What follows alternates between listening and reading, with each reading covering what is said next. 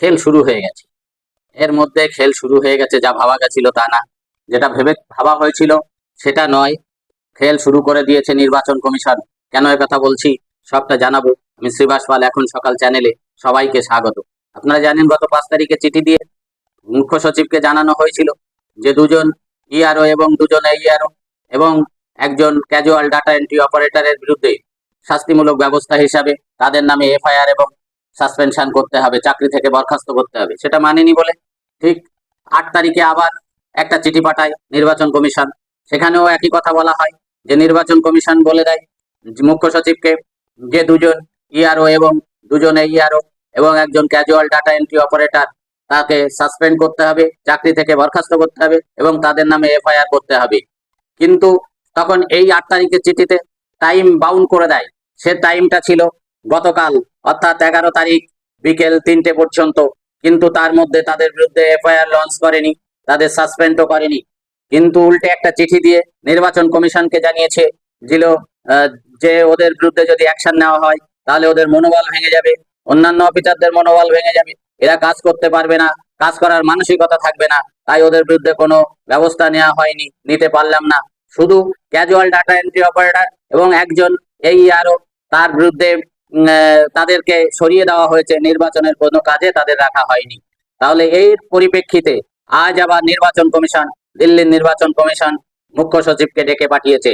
মুখ্য সচিবকে চিঠি দিয়ে জানিয়েছে আগামীকাল অর্থাৎ 13ই আগস্ট বিকেল 5টার মধ্যে সশরীরে, প্রতিনিধি পাঠালে হবে না, সশরীরে নিজেকে যে দিল্লির নির্বাচন কমিশনে হাজিরা দিতে হবে এবং কৈফিয়ত দিতে হবে কেন এটা করা হয়নি। ইতিমধ্যে আপনারা জানেন যে দক্ষিণ 24 পরগনার দুইজন, একজন ইআরও আর একজন এইআরও। ইআরও বারুইপুর পূর্ব বিধানসভা কেন্দ্রের দেবোত্তম দত্ত চৌধুরী এবং এইআরও তথাগত মণ্ডল, এবং পূর্ব বর্ধমান জেলার ময়না বিধানসভার ইআরও বিপ্লব সরকার এবং এইআরও সুদীপ্ত দাস এবং casual data entry operator Surajit হালদারকে সাসপেন্ড করার কথা বলা হয়েছিল এবং চাকরি থেকে বরখাস্ত করার কথা বলা হয়েছিল। কিন্তু রাজ্য সরকার সেটা মানেনি। রাজ্যের মুখ্যমন্ত্রী উল্টো পাল্টা বকে আজ এই বিপদের তৈরি হয়েছে।